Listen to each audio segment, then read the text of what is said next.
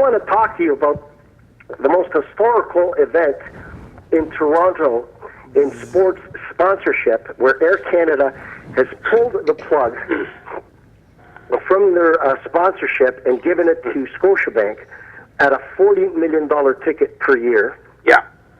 Plus the downstroke, you know?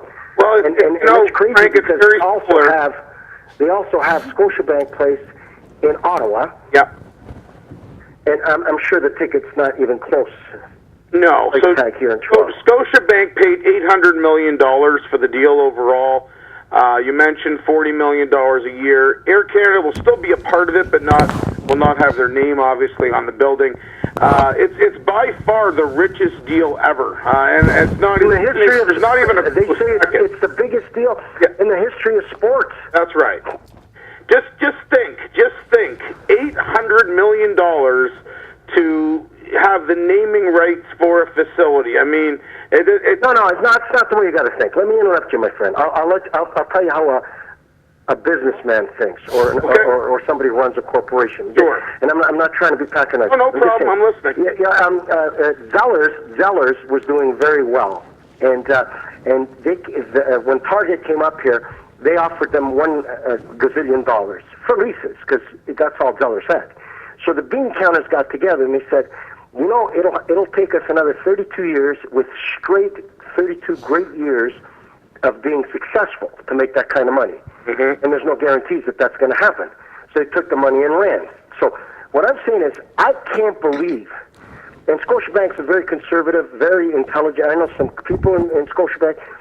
I can't imagine the fucking meeting where it says, we're going to blow $1 billion on marketing.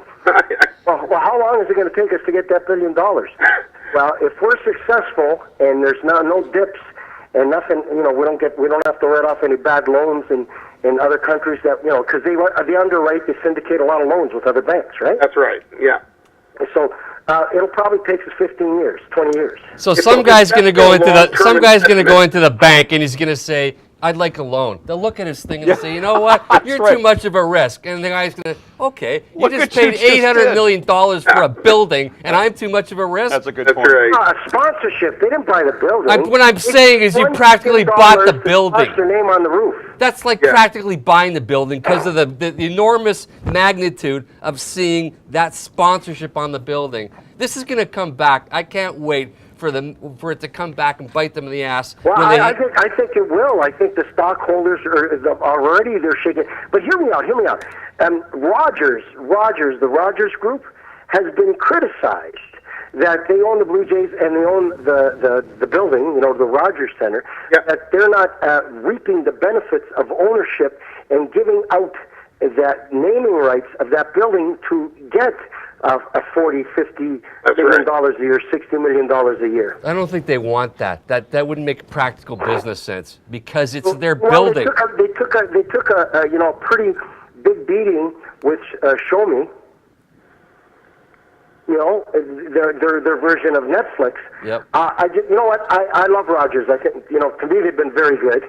I'm just saying that if I was running Rogers, that's a nice revenue stream without gambling anything. Yeah. Well, it's a good point because they do own the team, they own the building. They could still own the team, have it be called something else, and get in 30-40 million. Like, year, right? You know, whether it's the that's money they're not generating by not doing this. Or whether it's the TD Center. Right. You know, whether it's the Royal Bank Center, they're not giving up ownership of a fucking building they got at a great price. Hey, no, that's true. But I guess for them, you know, going from Sky Dome to Rogers Center was a big thing for them. They've definitely done very well over the last few years, and I guess they feel like if they gave up the name, they would be losing a part of what they have.